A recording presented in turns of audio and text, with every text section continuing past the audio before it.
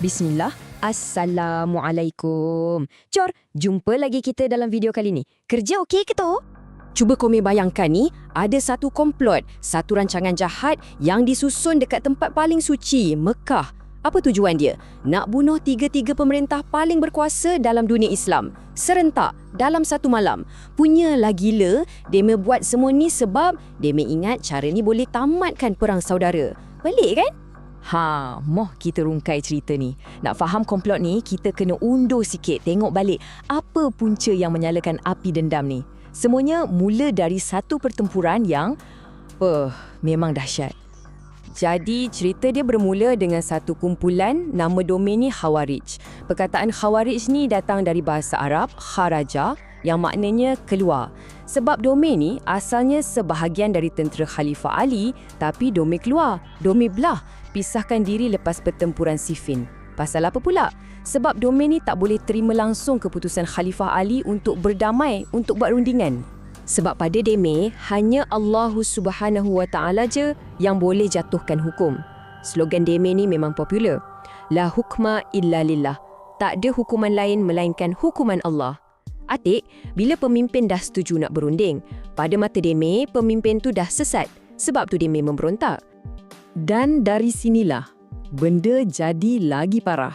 Penolakan Deme ni akhirnya membawa kepada pertumpahan darah.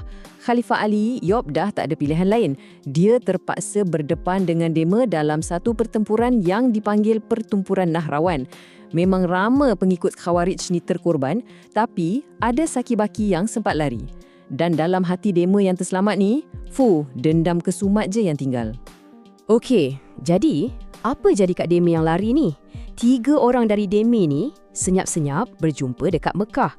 Dan dekat situlah Deme bersumpah untuk buat sesuatu yang akan gegarkan dunia Islam. Ini dia watak-watak utama dalam komplot ni. Kau tengok ni, Abdul Rahman Ibn Muljam, dia punya target Khalifah Ali sendiri dekat Kufah. Yang kedua, Al-Buraq Ibn Abdullah, sasaran dia Gubernur Syria Muawiyah Ibn Abi Sufyan. Dan yang ketiga, Amr Ibn Bakr Al-Tamimi, dia pula ditugaskan untuk hapuskan Gubernur Mesir Amr Ibn Al-As. Nampak tak? 3 orang pemerintah paling besar masa tu. Memang bukan calang-calang punya rancangan ni. Rancangan Deme ni pula, teliti betul. Yang paling penting, Deme setuju nak serang serentak pada hari dan waktu yang sama. Deme pilih 17 Ramadan, masa solat subuh, waktu orang paling tak sangka. Senjata Deme, pedang yang dah dilumur racun, memang nak pastikan target mati terus. Boleh bayangkan tak malam tu macam mana? Malam penentuan tu tiba, 3 orang pembunuh dekat 3 bandar yang berbeza, semua bergerak nak laksanakan misi Deme. Satu dunia Islam tak tahu apa pun. Jadi, persoalan dia sekarang, dekat Damsyik, berjaya ke Al-Buraq bin Abdullah ni tewaskan Muawiyah? Lepas tu dekat Mesir, macam mana pula dengan Amr ibn Bakr At-Tamimi? Kena tak sasaran dia, Amr ibn Al-As? Dan yang paling genting sekali, dekat Kufah, apa nasib Khalifah Ali di tangan Abdul Rahman ibn Muljam?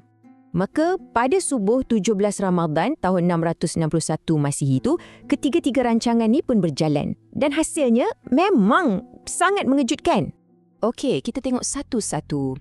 Di Damsyik, Muawiyah ibnu Abi Sufyan, dia terselamat. Al-Buraq cuma sempat cederakan dia sikit je.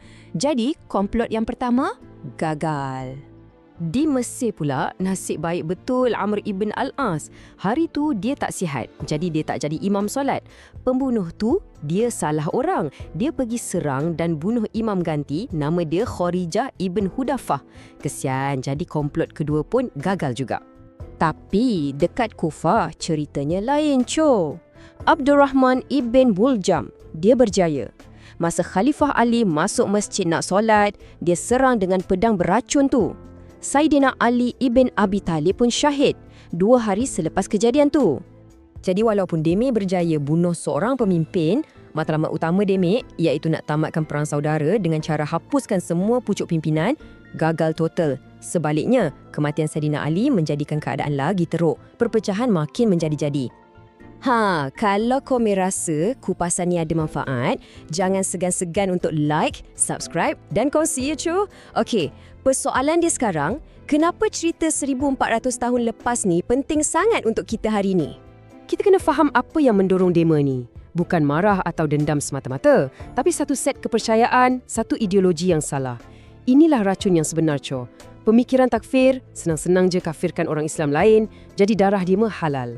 Pemberontakan pada pemerintah dianggap jihad, tafsiran agama pula ikut kepala sendiri secara literal, tak tengok konteks. Keganasan jadi cara kerja dan dema ni sangat fanatik. Rasa kumpulan dema je lah yang betul, yang lain semua salah. Fahaman macam ni, memang jauh sangat menyimpang dari ajaran sebenar Ahlussunnah wal Jamaah. Ajaran kita tekankan kesederhanaan, perpaduan, hormat pada pemerintah dan yang paling penting, rahmat. Bukannya perpecahan dan pertumpahan darah. Jauh beza, macam langit dengan bumi. Sekarang, cuba kita fikir sama-sama. Ciri-ciri pemikiran ekstremis macam ni, yang guna nama agama untuk sebarkan benci, buat ganas, gulingkan pemerintah, ada tak kita nampak benda ni di sekeliling kita zaman sekarang? Jadi, pengajaran paling besar untuk kita semua, belajarlah.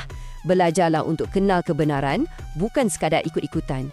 Jangan biarkan kejahilan dan emosi buta kawal kita sebab hujungnya pasti kemusnahan. Alhamdulillah. Ingat, Co, jangan main taik. InsyaAllah kita jumpa lagi. Assalamualaikum.